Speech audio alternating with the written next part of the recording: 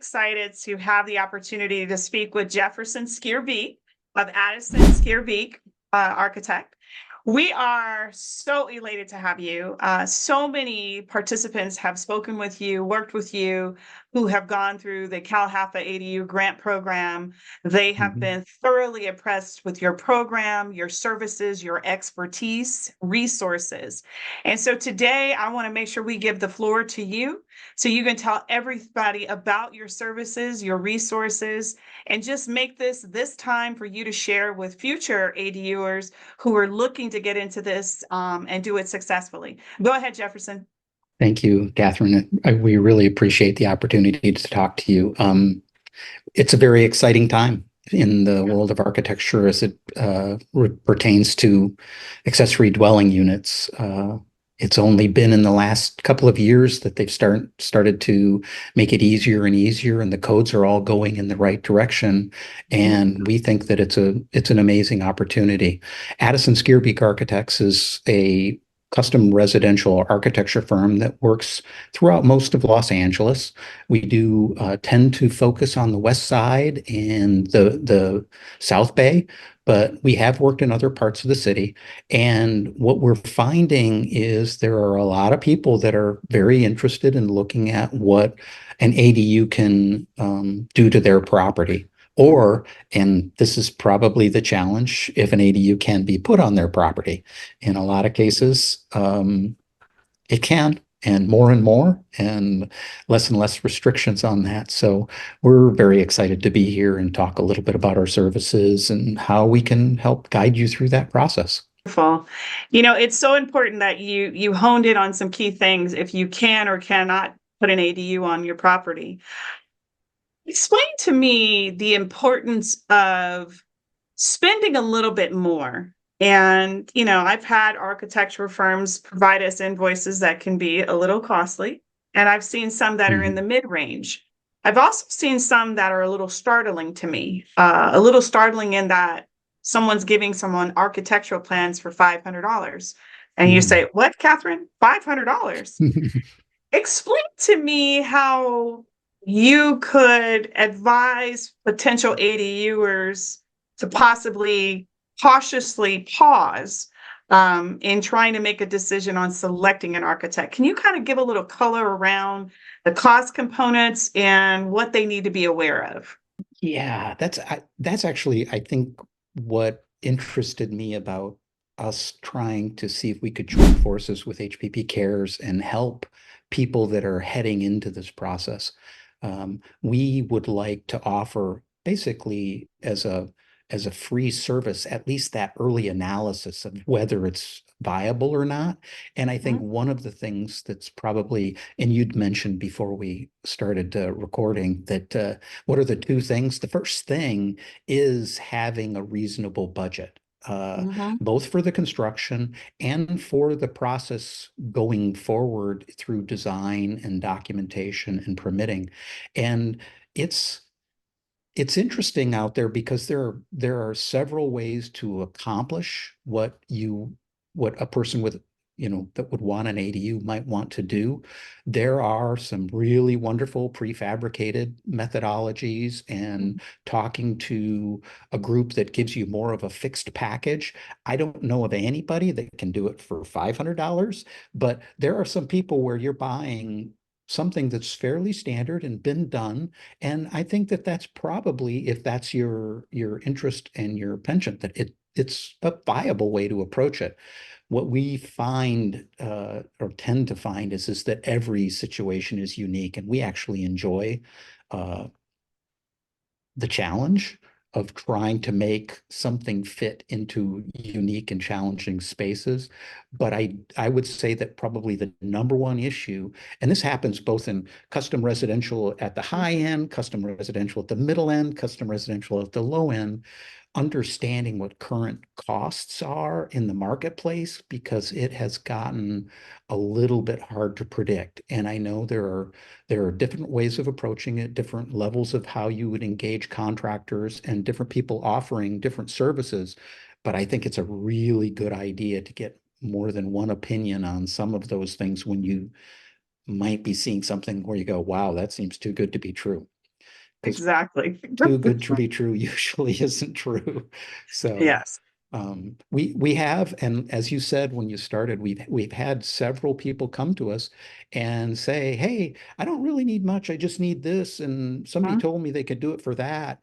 And sometimes those numbers are, I don't think viable. And we try to be very, very frank about that and say, well, if you've got somebody that can do that, I'd go in with eyes open and just make sure that that you get what, steps along the way and see what happens. But sometimes people come, particularly for us, it's construction cost that is below what the market can actually bear. Now, there are ways if you're handy and you can use a nail gun and you can do some work yourself, you're still putting in the time and the effort. And if you can work for free, you might be able to do it for less. But that's part of the process. So, and I think that Wonderful. that's that in that early due diligence phase, that's where you can really get a sense of whether it's, viable. Find out if the code allows it, find out if your budget allows it, and then, start lining up the people that will be helping you get it done. From my experience, so say I'm, Susie homemaker and I'm looking to put an ADU in the backyard. What would the process be once I pick up the phone? Is there any pre-work that needs to be done to prepare for our session via Zoom or in person? What are some of those things we need to do? The pre-work is actually you just giving us the information that you know, which traditionally it's just your building address. And with a building address, and we'll have a conversation a little bit about what your expectations are as far as construction budget and timeline. Those are really the three things that we need to be able to come back to you and say, code says that you can do this, this, this, this. Your budget is probably good, probably not good. You might want to, this is what we're experiencing in the marketplace as far as what can be done cost wise. And then time is always, I think that the statement that was told to me long, long time ago was better, faster, cheaper, choose two, and usually time is the thing that you can say, well, if I really have a tight budget and I really want to get the best quality possible, time is the thing that we can use to negotiate and work and kind of see how you can find the most cost-effective way of doing things because you have the time and you're not in a hurry. But if you say you got Exactly. to do all three, it becomes Out there, some people may have a little bit of a complex project, i.e., they're not sure if they need an architect. They hear the term surveyor, they hear grader. Can you kind of give the difference between the three? And does your firm offer those additional services if they need a surveyor or a grader to that effect? Sure, and I'll hit that one first because it's more than likely that's on the contracting side. So that's the Okay. actual construction. And Mhm. we as architects have nothing to do with the actual construction, a great deal to do with understanding what needs to be done and being the eyes and ears for our clients during construction, that they're getting what we drew, what they expect, and that the contractors, we're all on the same team in that thing. Surveyor, that's also it's another professional. It's a different license than what we hold. I don't know of any architects that are surveyors, but I'm sure there's probably one out there. That is usually something that's required if you're doing a project that has any questions about where the property lines are and where you're locating. So if you came to me and said, we would just want to convert our garage, and we're going to stay within the walls, you typically don't need a survey because that's there. It's likely grandfathered in its location. But if you say, hey, we've got a garage and we want to put an addition on it, and we're not really sure, because nobody really knows unless you've had a surveyor out there where the property lines are, it's a good idea to hire a surveyor because that just proves that the fence it's probably 80% of the time it is the property line. But every once in a while, the fence is not actually on the property line. And we've gone into projects where the builder assumed that the telephone pole was the property line and the utility company had set the telephone pole 2 feet off the property line, and they built a building in the wrong place. And so the person that bought the property wanted to remodel the building. Nobody ever called it during the permitting process, but when we went back to add on to the building, they said, hey, you need to get a survey because I think you're going to have to knock part of your building down to comply with code. So those surveyors, I think, is a pretty important thing to have. The other thing that you're going to hear about, some architects do it, some don't. I've found that it's actually a little bit better to hire somebody as-built drawings. Sometimes the architect will say, do you have any as-built drawings or drawings of what you have? And I would say a very large percentage of people do not have drawings of their house, their garage, their Right. site, or anything like that. It's not a bad idea to somebody has to create that base drawing that everything is going to spring from. The surveyor will give you, if say you're converting a garage, the surveyor will give you the outline of the garage and that's all you need. But say you want to do an attached ADU to your house and you want to figure out how doors and hallways and things might work, it's you might end up needing an as-built drawing. And that's Okay. another little thing to keep in mind as you kind of build up your team.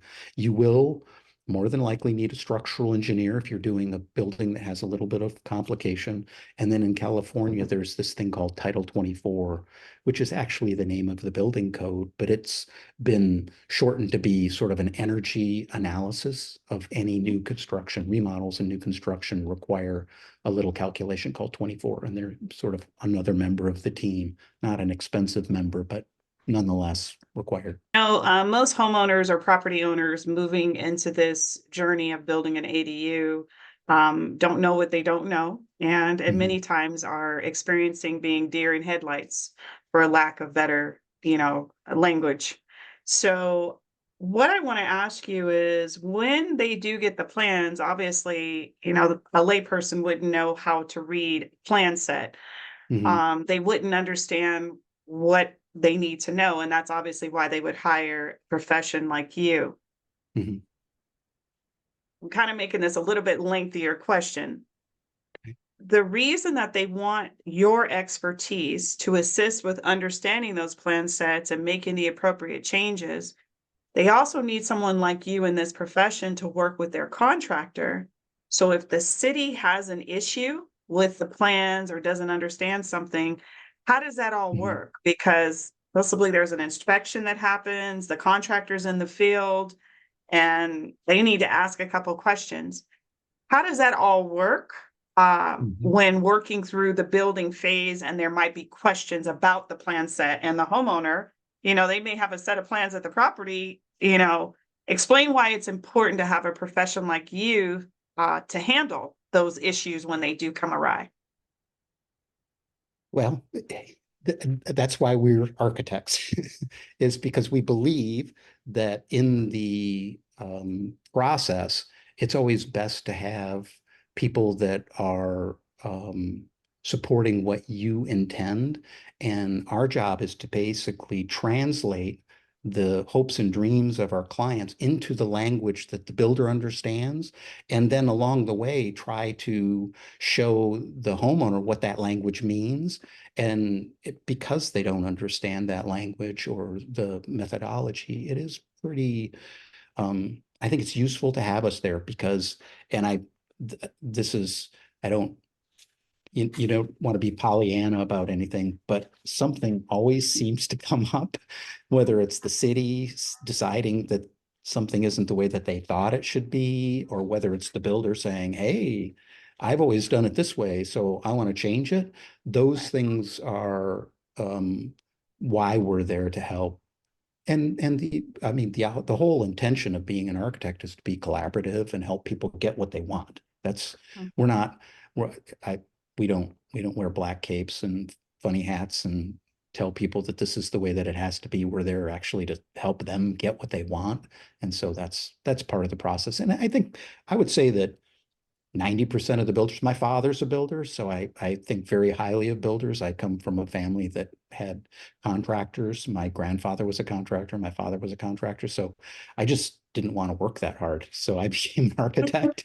So I do respect what contractors do, but at the same time, we're there to protect the owner.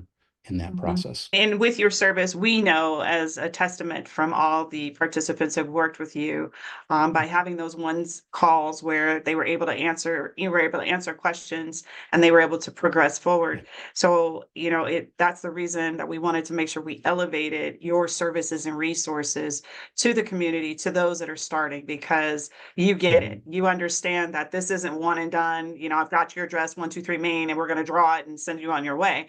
You actually are walking the walk with the participants through the program.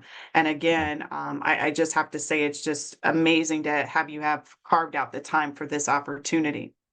As we start to close, I want to ask, what are two recommendations for the newbies, those that are, ADU fever or just building fever?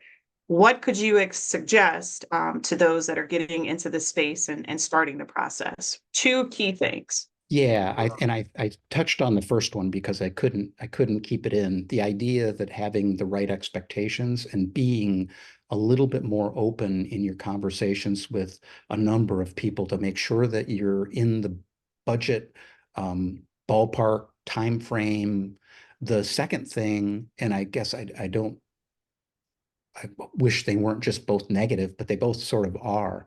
It is really important to, even as more flexible as the code has become. I've had a couple of people come to me and say, "Hey, I just bought this house and this is the zoning." And we have to go, "Oh, you bought a house that's not in residential zoning." And interestingly enough, they don't allow ADUs because they're Yeah. trying to turn everything into commercial. So you bought a grandfather, and it it's hard news to give people because they're already like, oh, so what do I do?